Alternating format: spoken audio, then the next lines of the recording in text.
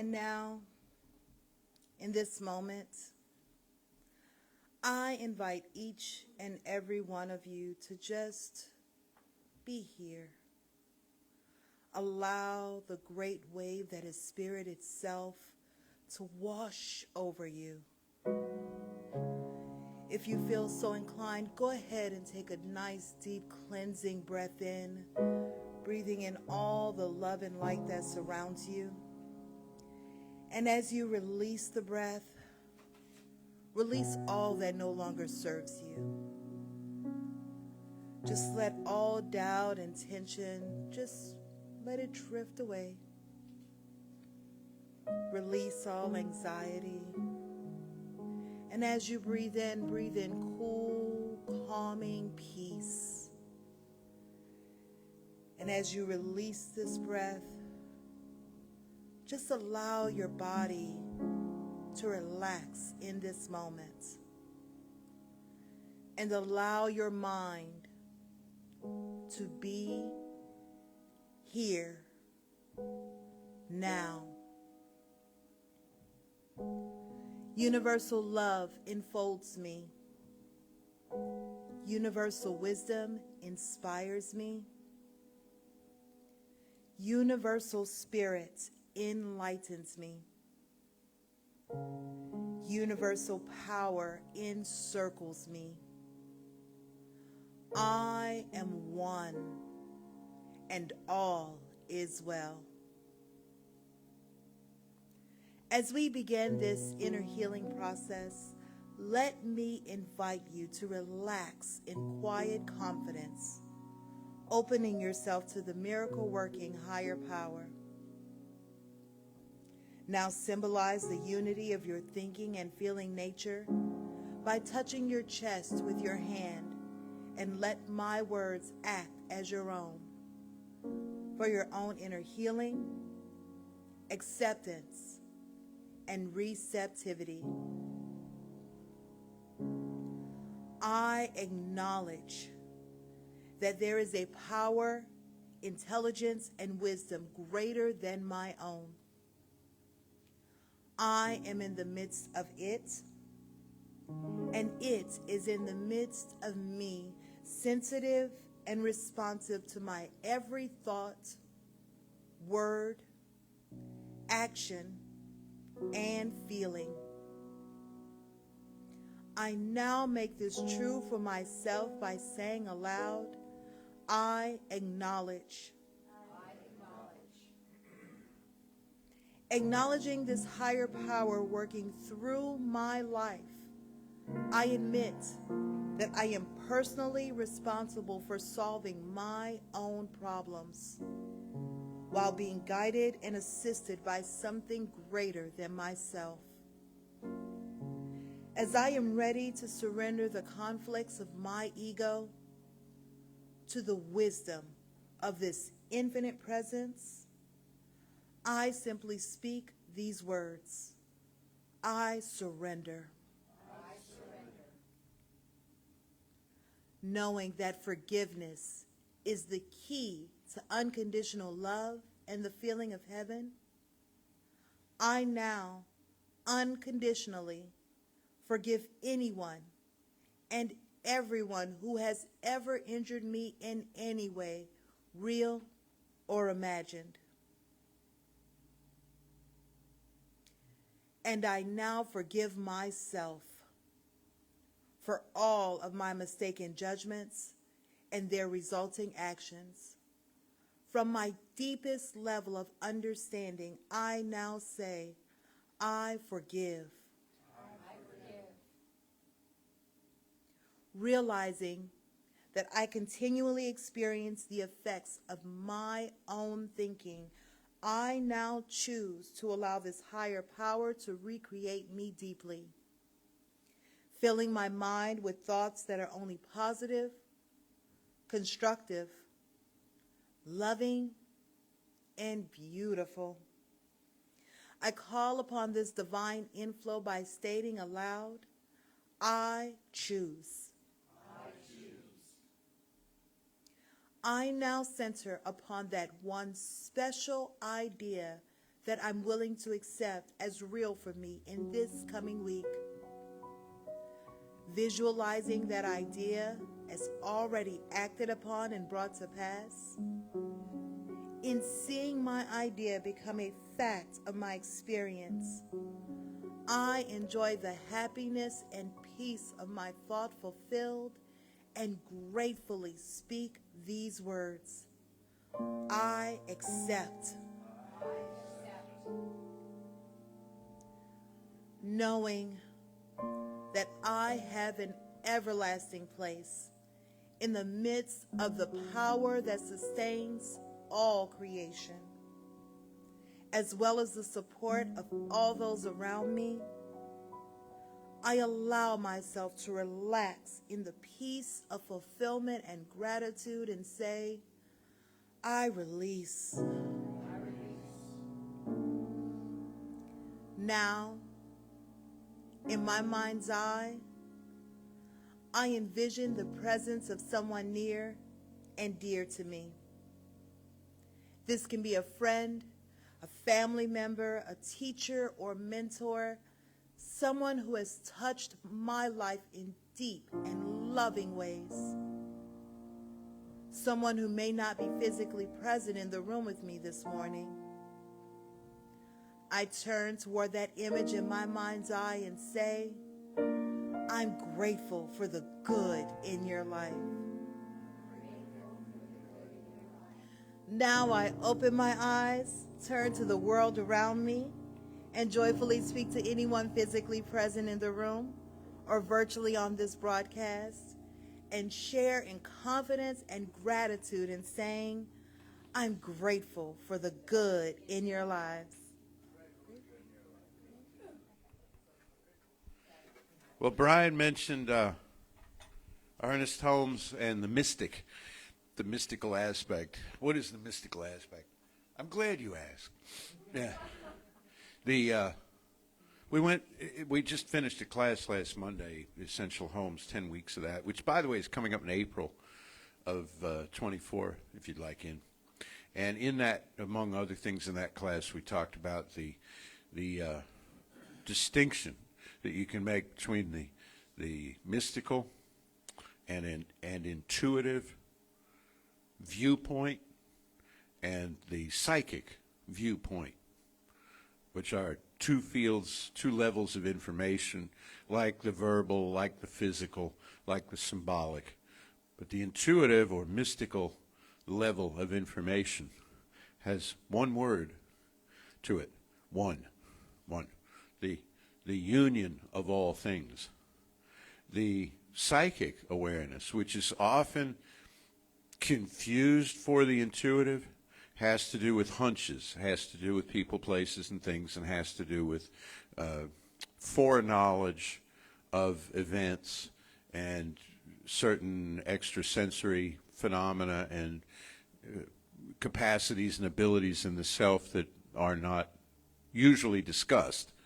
All of which is wonderful, and it's not a substitute, and it's not a synonym for the idea of the union of all things. This is our source communicating itself to us through every single thing, through every single thing we encounter, through every form, through every potential. And it's because of that that we're able to manifest. It's because of that that we're able to use spiritual law, because of the existence of this mystical realm.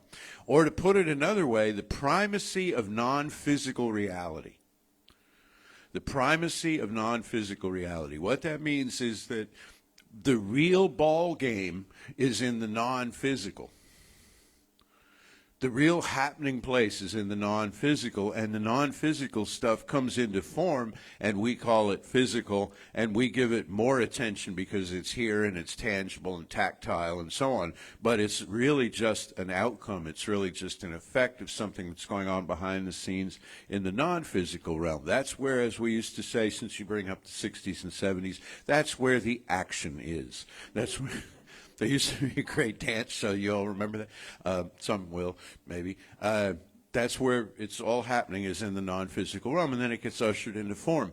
And how it gets ushered into form is by a certain process of consciousness that we might call demonstrative consciousness, practical consciousness, the consciousness of manifestation.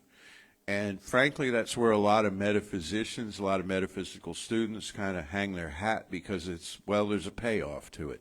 It looks like there's a clear advantage here. I'm manifesting stuff. You'll hear people, I'm manifesting friendships. I'm manifesting money. I've got job opportunities. Look at my new stuff.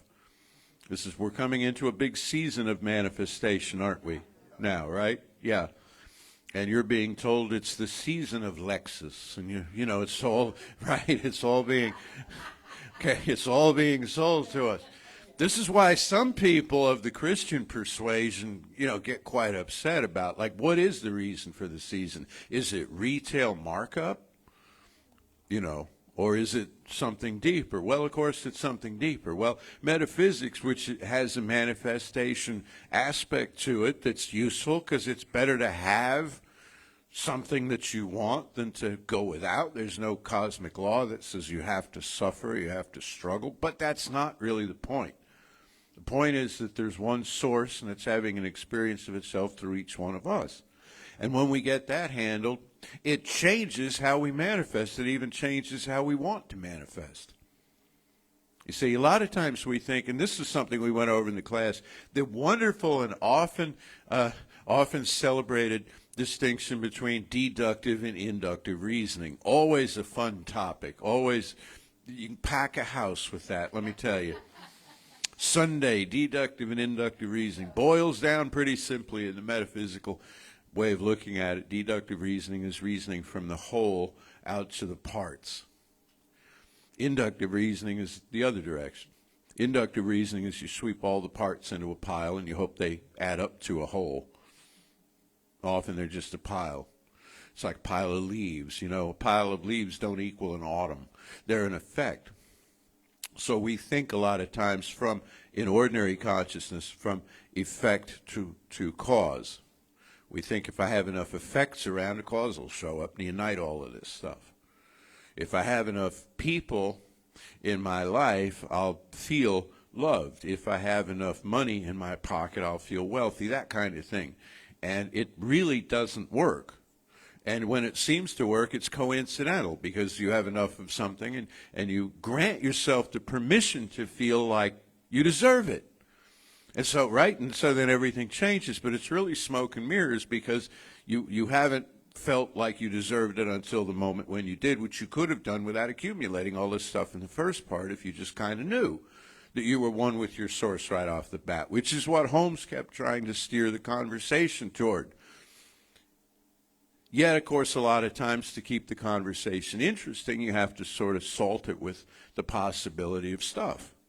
The possibility that, you can be a millionaire, that you can be wildly popular, you can win friends and influence people. Dale Carnegie was part of the scene, too. He wasn't directly a New Thought teacher, but he wasn't not a New Thought teacher. You know what I'm saying? They're kind of the whole business motivation thing and all of the prosperity teachings that arose in the Depression, they were all sort of orbited around the idea of New Thought. So we come back to the idea of the mystic. We come back, and I'm here to tell you the mystic is more interesting than the accumulationist stuff. It really is. And that's where we get to Ernest Holmes today. He's talking about, there's two different points out of the book that I want to bring up to you. The book being Ernest Holmes at Asilomar, the book also being sadly not available for about another 10 days or so, because you all snapped them up last week. So we put in another wholesale order, but they're what they call now POD, if anybody wants to print on demand. And so they're being, they print them when you order them, and so they have to pass through some hands and get here. But Ernest Holmes at Asilomar will be back in the bookstore at the latest by the 2nd of December, which is cool because the whole December series is going to be on it too. But there are two passages or points from that book that I want to touch on today, and they go hand in hand. The first is, we forgive as we feel forgiven. The second is, like unto it, any person you meet who's like throwing off sparks, is in a negative way, is operating under an unconscious burden. They're operating under the weight of an unconscious burden. This is spiritual psychology, the spiritual psychology of science mind. Here's the deal. There's one life. That life is source. That life is all the life there is. That life is having an experience of itself by means of us. That's the good news. Here's the other news. We have issues. We have issues that obscure the view of that source in our lives. We have resentments, we have regrets, we have all of this interior inventory. Says, I'm not worthy, or maybe one day I will be, or such and such happened to me years ago, and therefore. And Holmes touches on this in terms of modern psychology in his day in the late 50s, saying that it's not so much what happens to us, it's the takeaway from it in terms of our own experience. Now, lots of people, so Adler said that, Jung said that, modern teachers today, Brené Brown and who was it, Harriet Lerner, and some of the great teachers of recovery psychology and self-esteem psychology talk about this. They say stuff happens to people. And you get a group of people together, let's say, and you say, okay, what all these people have in common is that this situation occurred to them. Let's say, I don't know, they're from a broken home. You get a group of people together, and they're all from a broken home. Who are the ones that are still hurting from that? The ones who feel they broke it. The ones who took it on. The ones who had an experience that they never relanguaged, never reprocessed in their own minds. Other people come through that experience more or less unscathed because they determine, for whatever reason, and we're not making any of these groups better than any of these numbers of test subjects or anything, but some people come through that experience and they say to themselves, this isn't about me. This is about other choices that other people are making, and I'm fine within myself. Now, that's the word that we want to get to each other, is that whatever decisions anybody else has made about anything, if you get fired from your job, if you get dumped by your lover, if you I don't know, any kind, I don't want to put stuff out there, let's list all the negative things that could happen to you, but, the real life sort of situations that go on, it's not about you. It's not about you most of the time. And when it is about you, you know it's about you. You know it's about you. Like, I just wrote an article on this about if you steal somebody's hat, that's on you. We're not going to turn around to the person. I'm not going to steal Brian's hat and then turn around to Brian and say, well, Brian, what was in your consciousness that caused you to, I mean, that's nuts. Talk about offloading responsibility. I'm like, I owe Brian a hat. I also owe him an explanation for the hat. And that's just good civil behavior, right? But if Brian has a hat, and everywhere Brian goes, somebody wants that hat, if the hat gets snatched off his head, and he's a tall person too, so they'd have to kind of leap up and get it, if wherever he goes, there's a pattern of hat loss in Brian's life, this is something he'll want to look at, right? And he'll say, why is it? Everybody else here's wearing a hat. Nobody's bothering them. But my hat gets, right? You see what I'm saying? So if there's a pattern of stuff that happens in your life, it's worth looking at. But for the most part, what goes on is we're not going to say random. We're not going to even say coincidental. It's the fact that this great big old patterning intelligence that's dealing with an enormous population. We're talking 8+ billion people, and that's just now. That's not taking into account the unseen realms or the ancestors or anybody who's not, can't have their nose counted right now. So, and it's not including all the other living things. And I don't know how many different. It would be a number out to decimal points to the moon and beyond to try to calculate how exactly things happen, the path exactly that things take to get to us, which, of course, is a question that we often have about manifestation, is where is my good coming from? And we've been over this many times before. It's coming from wherever it is now. Well, how exactly is it going to get to me? Well, nobody can tell you. And sometimes we lose interest and we lose hope in the process because nobody can tell us where our good is coming from. Well, if they could see, then there'd be a limited supply chain of good. There'd be a limited delivery system, and you could take a snapshot of it, and there it is. But instead, it leaves a margin for magic. Always leave a margin for magic. And magic, like the miraculous, is the process of manifestation that occurs that does not show its work, that does not bring paperwork. Said, well, I left here. You know, like you order something online, they'll say it's 10 steps from your door. Or, you know, right now it's at the warehouse in Dallas or whatever, and it's making its way here. That's not how manifestation really occurs, because it's coming out of the unseen and unknown realm. So as we all get ready for Thanksgiving, the principal thing I want to try to get across here, and it's, I think, consistent with what I've been saying basically my whole adult life, but what I've been saying for the last few months anyway, in the Evelyn Underhill series and in this whole idea of the mystic, is that it might be easier for us than we make it. Emerson said this too, if you want to go back to that series, you know. We look too far away for reality. It's what he said. This might be easier than we make it. Now, there was a character named Jalaluddin Rumi. You've heard of Rumi? Rumi, the Sufi poet. We quote Rumi quite a bit around here. You'll have a Rumi series or two coming your way, I think, in the new year. Ernest Holmes was not familiar with Rumi, as far as I can tell, having read a lot of Holmes and also a lot of Rumi. But Rumi hadn't really come into wide circulation in the West, which he did through the translation by Coleman Barks of most of his works until, in the 70s or so. So, 10 or 15 years after Ernest left the planet. But he would have loved him. And I think up where they are now, or wherever, in the afterlife, I think Holmes and Rumi, man, that's a party I went in on. Oh, shit. Can I just pull up a chair? I won't say a word. I won't say, just let me, I won't eat, I won't sleep, I'll just sit here and listen to these two, and so many other besides. Well, Rumi had a line, one of his best. He says, stop swimming so hard and climb in the boat with Noah.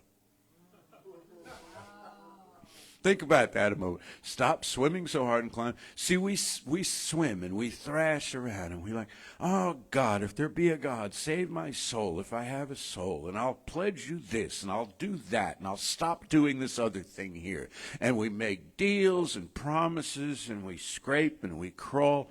And God says, stand up. Get up. Dust yourself up. Look me in the eye. Climb in the boat with Noah. Noah is told that the earth is going to be covered in water. This is a metaphor. There were deluges in ancient history, but this is nobody was there recording the dialogue anyhow. And water represents fluidic, unformed, undirected consciousness. So everything being covered in water, it's why you're baptized in a river, okay? Your sins are washed away. It's a cleansing time. But we'll take two of everything on board here. Two, so they don't get bored. If you had one of everything, they don't all speak the same language, So you have two of everything. I guess there's a procreation aspect to it as well, if you're talking biology and this. But climb on the boat with Noah, because there's a seat there for you. There's a place there for you when the cleansing consciousness comes in. What does that look like? When there's confusion. When there's disorientation, when it seems like you don't know which side is up, there is a seat for you in the consciousness of the place where nothing has ever been wrong, where nothing has ever been lacking. Yet we overlook this in our ferocious tendency to try to work out our own salvation, to try to work out our own good ourselves. I have to figure this out. I have to understand where this particular thing came from in my life. No, you don't. There's a shortcut here. There's a shortcut here. Go to the source of your own being, as we have discussed many times, and say to it, which is perfectly prepared to hear, say to it, show me who I am. Show me who I am. And what I need to let go of. There's the visioning process that Dr. Michael Beckwith came up with. One of the steps in there is what am I willing to release? Show me what I'm holding on to. What do I need to release? Let this one show that to you, and you'll know, instead of constantly sorting through. Okay, today I have this big ring of keys for this place because it's got a lot of doors, and they're all keyed. Most of them are keyed differently, you know. And so I went today, and I was looking for something in one of the closets in the other building, and so I'm going through these keys on my ring, right? Well, a number of these keys were made all at the same time, so they're all the same color, the same shape, okay. And the teeth, of course, are different, but you don't know what you can't tell that until you have a key to compare it to, right? So I'm going through this, and so I'm trying to open it, and I stuck one in, no, didn't work. Stuck the second one in, it didn't work. Then I lost my place, right? You do this with these rings of keys. Then you have to go back, and it's like, this really shouldn't be taking this long to open this door. So, you know, we lose our place when we count our troubles, when we count our issues, when the stuff that we have to work on. And you'll hear people say, well, I thought I'd forgiven all this, and now here it is again. Well, you lost count. You lost count of the keys that you're going through. It's only not released if you decide it's not released. You see? If you say to yourself, well, I'm still carrying this around. You know what Holmes called it in his colorful way? The dead corpse. Ugh, the dead corpse. He says, we carry around this dead corpse on our back, the dead corpse of yesterday. And you know what his advice is? Put it down. Bury the thing. Put it, give it, say, last rites or something. Put it in the ground. Let it go. But we carry this stuff around. And folks will say, well, you know, I don't know how to let go of my resentments. And that's what leads us to this part about we forgive as we feel forgiven. The way to let go of your resentments, I feel, is to first let go of your regrets. Because you have resentments because you have regrets. You see, we resent other people because we wish we had handled us differently in that situation. Right? Does that make sense? We blame ourselves for being put in situations. We blame ourselves for being put in situations that we are utterly blameless about. But we still blame ourselves because we were there. We were not there standing up for ourselves. We were not there protecting ourselves. And so a certain thing happened. And so we have this regret about the situation. And in order to offload some of the pain about the regret, we hold a grudge. We hold a resentment against somebody else because it helps us share the pain with this image in our head. And that's the corpse. That whole package I just described is the corpse that we carry around on our back. How do you let it go? Well, I want to offer a shortcut, and this is appropriate to Thanksgiving week, both because that's the shortcut is Thanksgiving, and also because a lot of us are going to go be around people, family, who push our buttons, or at least know where our buttons are, okay? And they might threaten to push your button. They might not actually push your button, but they'll let you know that they know where your buttons are. And that you might not make it through the meal without a good button pushing, you know, but by them, right? Or the weekend or however long you spend. Okay? It's also a time when, as with every holiday, we grieve the lost ones. There's an empty chair at the table, and we grieve this. How do we deal with all of this stuff? The expectations that come with every sort of holiday like this, that this is going to be the best one ever.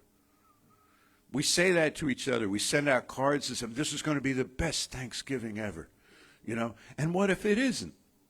What if it's a really kind of mediocre Thanksgiving? But it's supposed to be one more regret gets thrown on the pile. I was supposed to have the best Thanksgiving ever, but it was really kind of dull, you know. And the turkey was made of tofu, and, you know, I didn't see that coming. No, seriously, the way, you know how they say the difference, that the opposite of love is not hate, the opposite of love is apathy or you know, uninterestedness, not disinterestedness, that's another talk from a few weeks ago, but uninterestedness. Well, it's like there's between regret and resentment, which are two forms of the same thing. One is projected outward, one is retained inward. between those two, on this side of the equation and on the other side of the equation, outright gratitude, there's apathy, there's stasis, there's inertia, mental and spiritual inertia. And we expect sometimes to heal the regret and resentment by spending a lot of time in the inertia. But it won't replace it. Why? Because it's an emotional dynamic operating at the floor of consciousness that has to be replaced. Get this part good. It has to be replaced by an emotional impulse of a greater intensity. At least equal, but don't settle for equal. Equal or greater intensity. It can only be replaced by an emotional engagement of a greater intensity, not by inertia. Inertia won't do it. We fall back into the old thinking. It's like hurry up and wait, or just sit there and think about things, and pretty soon we're dwelling on the stuff that we don't want. So what do? We go to gratitude. We go to gratitude. We go to gratitude about anything at all. Now, sometimes people ask, well, they say, well, how can I be grateful for all the mess in my life? Well, don't be right now. Work up to that. Be grateful for the stuff in your life that's not a mess. There's plenty of stuff in your life that's not a mess. And if, dare I say, if you're unfortunate enough to have nothing but mess in your life, then look at Brian. All right? Look at somebody in your life who's read a book. Read a book about somebody who's accomplished great things, at least found inner peace. Think of a relative that you have, a friend that you have, somebody that you've heard of, and be grateful for that example in your life. The other day in the newspaper was an obituary of a person, obviously, and the first line, it had a quote in this obituary that led off before it got into who they were and where they're born. And the first word of that line of quote was failure. Failure. Joe Schmo, failure. Well, the whole quote was, failure is a necessary ingredient for success. All right? And when you read the whole thing in context, Joe Schmo was a very successful person who never gave up, who was resilient, who was resourceful, tried a bunch of stuff, it didn't work, kicked it aside, kept trying, found something that did, lived a good long life, and so on. So you can't judge the cake by the icing. You know, you look at this and it's like, Joe Schmo, failure. That's the branding there. But you can you can look at something like that and say, well, here's somebody who overcame a lot. I don't know this person. It's maybe there's still time to attend their services, but, it's you find something to wrap your heart around. It makes you feel grateful. Makes you feel grateful. And you know what Spirit does? It pulls you along. Pulls you along. Pulls you out of what Holmes calls the morbidity of thought. Morbidity, corpse on the back. He was kind of in a dark place, I guess, at the time. But, the morbidity of thinking of, I'll never amount to anything, I'm just this, I'm just that, things will always repeat themselves in the way they've been. He says, no, something greater will pull you out of that. And that's the big takeaway from all of this. And you know what? Every spiritual center up and down this street and all around this city, whatever faith system they're practicing, whatever kind of theology they have, they all believe in this. And they're all putting it across in the same way. There is a power greater than you are that's right where you are. It is a divine template. A divine template. It is a divine patterning intelligence from which you are manifesting. Stop swimming so hard and relax into this. Acquiesce. That was Emerson's word. Let us acquiesce. Acquiesce to the idea that, yes, it's all right. Yes, it's all working out. If I don't have what I need, a favorite expression somebody brought up here one year in a class was, I may not have everything I want to be grateful for, but I can certainly be grateful for all the things I don't have that I don't want. Think about that. And so we relate we jump into the mystic, which is actually a song about a river. We jump into the mystic and we're bathed in these healing waters, and it's a baptism of the Spirit, and it's all this other kind of poetic stuff. But what it really boils down to is that it's a good rinse. It's a good mental rinse, good emotional rinse in consciousness, and we start to feel grateful, and we start to notice things for the first time. And we start to really be present in the moment. And I wish this for you, this Thanksgiving. You know it's not about food and football and all the rest of that stuff. All these things are great, and they all add to it. And it's not about the Pilgrims and the First Nations people and what happened centuries ago, or did not happen, but has been said to have happened. It's about today. It's about us. It's about a spirit of yes. It's about a spirit of thank you.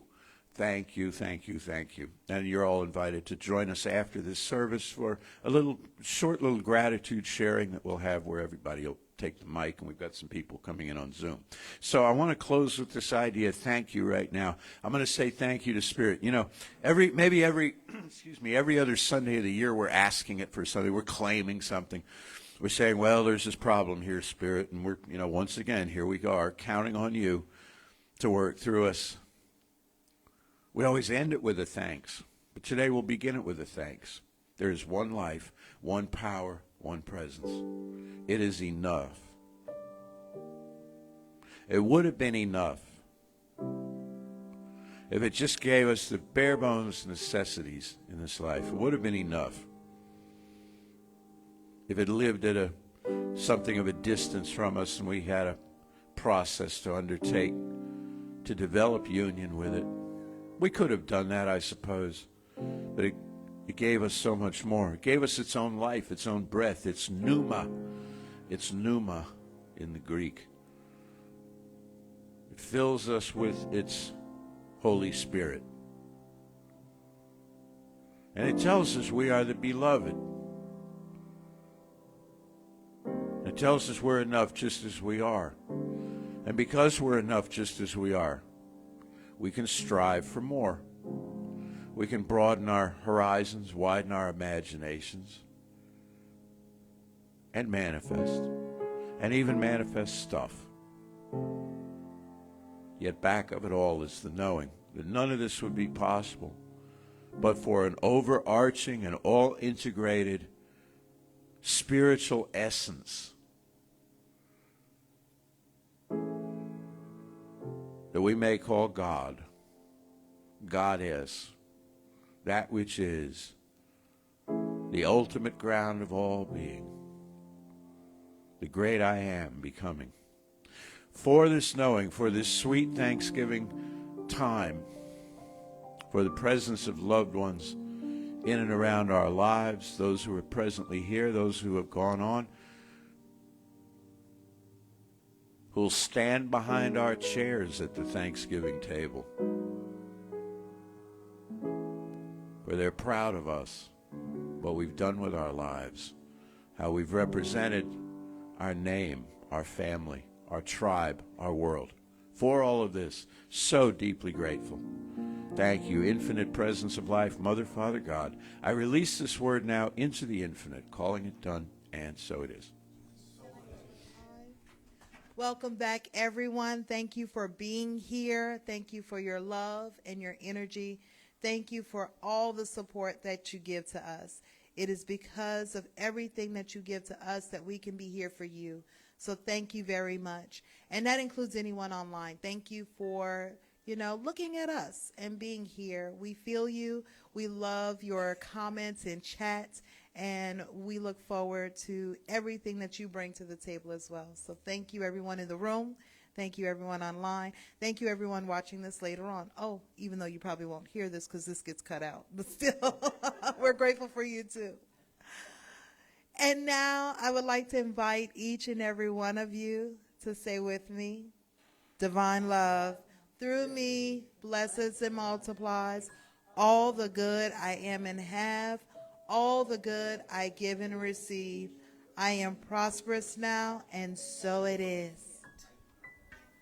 And everything's been about gratitude, so I have no idea what I'm about to say. I'm just going to open my mouth and see. Although I did see that Rosalind Carter Jimmy Carter's wife, has also entered hospice.